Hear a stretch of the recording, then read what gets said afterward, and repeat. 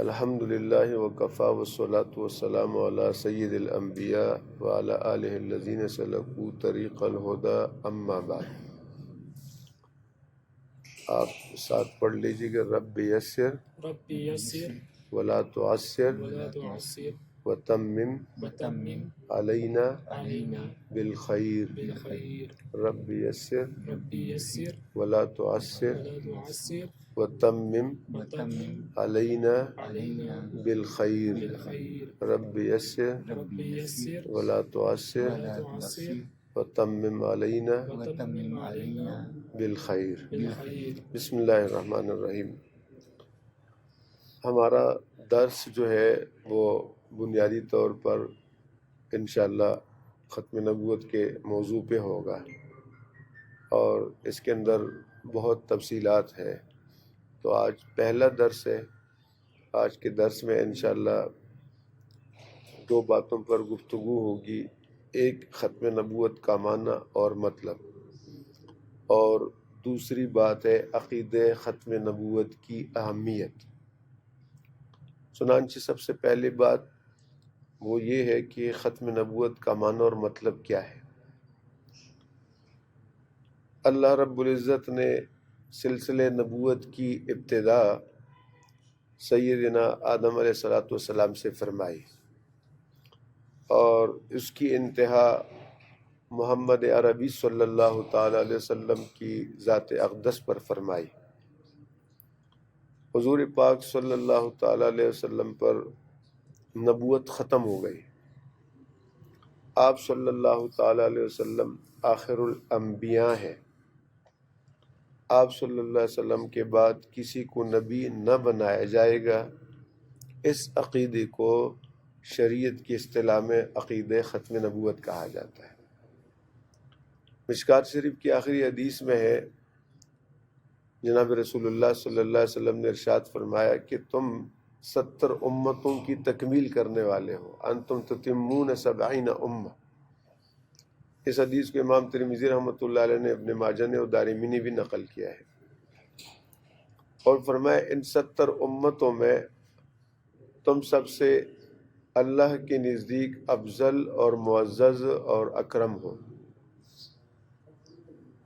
تو جب یہ ہماری امت آخری امت ہے، اس لیے کہ ہمارے نبی جناب محمد الرسول اللہ صلی اللہ علیہ وسلم آخری نبی ہے، تو پھر کسی اور امت کی ضرورت نہیں، یہی آخری امت ہے۔ تو ختم نبوت کا معنی یہ ہوا کہ جناب رسول اللہ صلی اللہ علیہ وسلم انبیاء علیہ السلام کی ختم نبوت، انبیاء علیہ السلام کی نبوت و رسالت کے سلسلے کی آخری کڑی ہے۔ آپ پر نبوت ختم ہوئی ہے۔ 1,24,000 پیغمبر اور رسول جو دنیا میں تشریف لائے تھے، جس کا جو سلسلہ جو تھا وہ آغاز آدم علیہ السلام سے ہوا تھا، وہ جناب رسول اللہ صلی اللہ علیہ وسلم پر تکمیل مکمل ہوا۔ یہ ختم نبوت کا معنی ہوا۔ اب دوسری بات، ختم نبوت کی اہمیت۔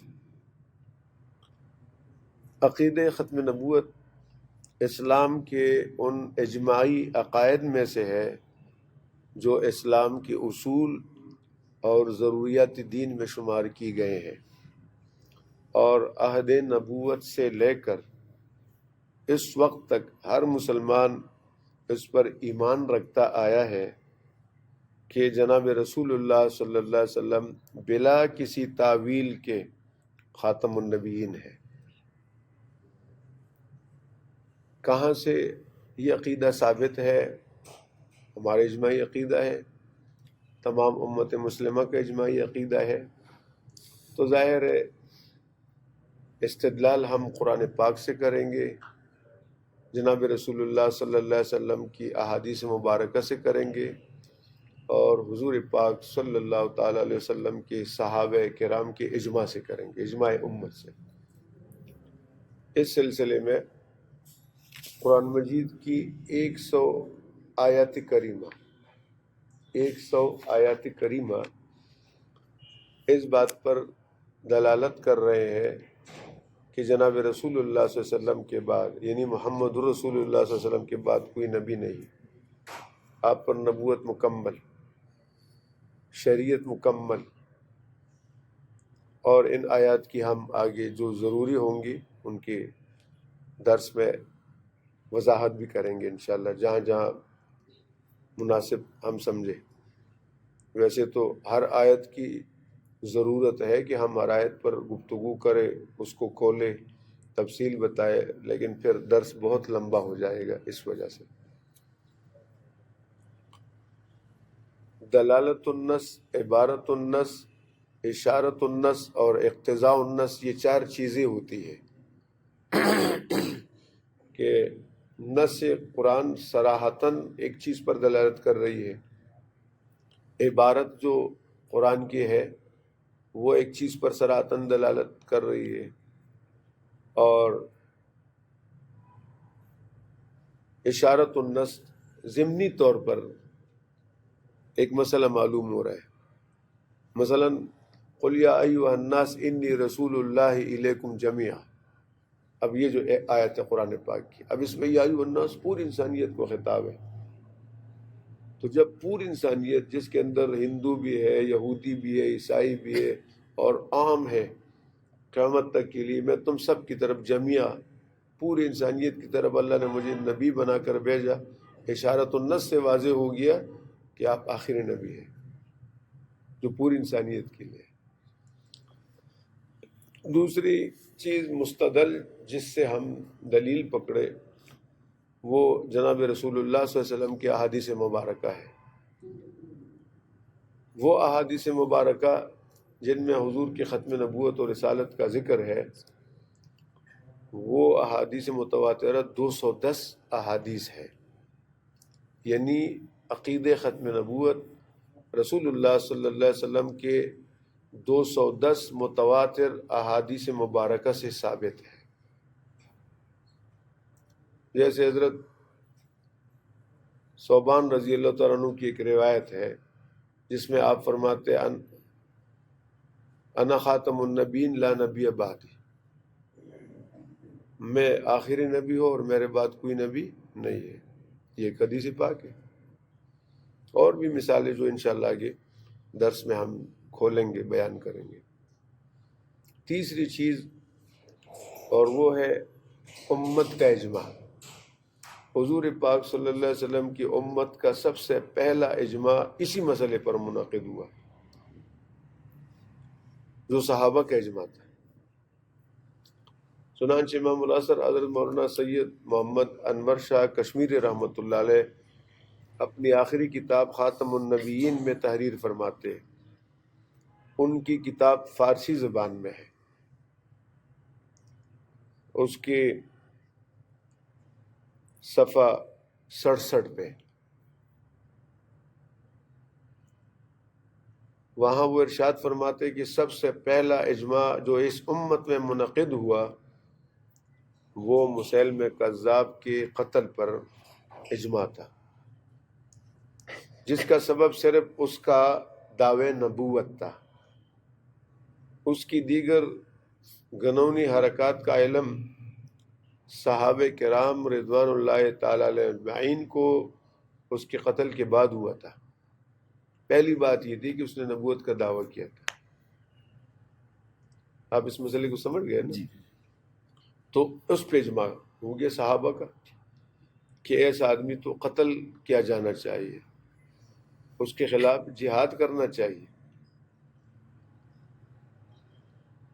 حضرت شاہ صاحب کے الفاظ ہے وہ اول اجماعی کی دری امت منعقدت شدہ اجماع بر قتل مسیلمہ کذاب بودا کہ بسبب دعوے نبوت بود،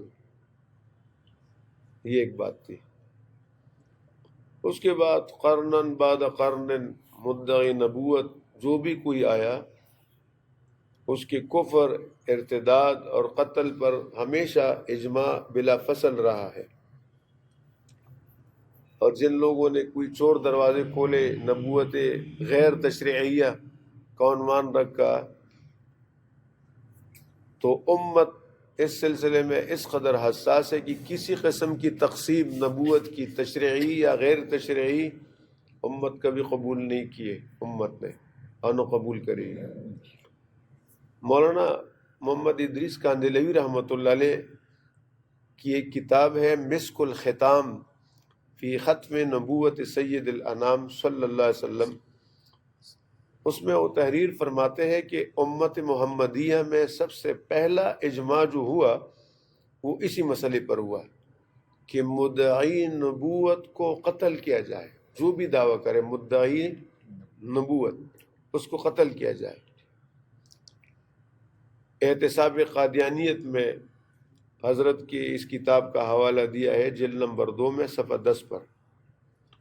حضور پاک صلی اللہ تعالی علیہ وسلم کے زمانہ حیات میں اسلام کے تحفظ و دفاع کے لیے جتنی جنگی لڑی گئی ہے ان میں کل شعا یعنی رسول اللہ صلی اللہ علیہ وسلم کے غزوات بہت سارے، مشہور قول کے مطابق 27 غزوات ہیں، اس سے کم بھی ہے، 16 بھی ہے، 19 کا بھی ذکر ہے، 36 کا بھی ہے، 41 کا بھی ہے۔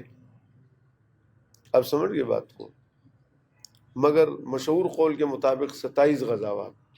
ان 27 غزوات میں جو صحابہ شہید ہوئے، جو مسلمان اسلام کے دفاع میں لڑی گئی جنگوں کے اندر شہید ہوئے، ان کی تعداد 259 ہے، 259۔ یہ قاضی سلمان منصور پوری رحمۃ اللہ علیہ ہندوستان کے بڑے عالم تھے، ان کی کتاب رحمت للعالمین، اس کتاب میں جلد نمبر 2 صفحہ 213 پر انہوں نے ذکر کیا ہے کہ رسول اللہ صلی اللہ علیہ وسلم کے کل غزوات میں شہداء کی تعداد 259 ہے۔ مگر عجیب بات آپ دیکھیں کہ عقید ختم نبوت کا مسئلہ اتنا حساس ہے، اصل میں اسلام کی بنیاد ہے نا، اگر یہ عقیدہ ہٹ گیا تو اسلام کی بلڈنگ دھڑام سے گر جائے گی، کچھ بھی نہیں، سب کچھ بدل جائے گا۔ آپ کی اذان غلط ہو گئی، آپ کی نماز ختم ہو گئی، آپ کا حج ختم ہو گیا، آپ کا روزہ ختم ہو گیا، سب ختم ہو گیا۔ تو عقید ختم نبوت کے تحفظ اور دفاع کے لیے اسلام کی تاریخ میں پہلی جنگ جو سیدنا صدیق اکبر رضی اللہ تعالیٰ عنہ کے عہد خلافت میں مسلمہ کذاب کے خلاف یمامہ کے میدان میں لڑی گئی، اس ایک جنگ میں شہید ہونے والے حضرات صحابہ کرام اور تابعین کی تعداد 1200 ہے۔ اب آپ اندازہ کریں کئی گنا زیادہ ہے، صرف تحفظ ختم نبوت کے لیے، تحفظ ناموس رسالت کے لیے، اور یہ 1200 تعداد بہت بڑی تعداد ہے، اور ان 1200 تعداد میں 700 قرآن مجید کے حافظ اور عالم تھے۔ کتنا بڑا سرمایہ تھا امت کا، لیکن حضور کی ختم نبوت کے لیے سب نے اپنی جانیں قربان کر دی۔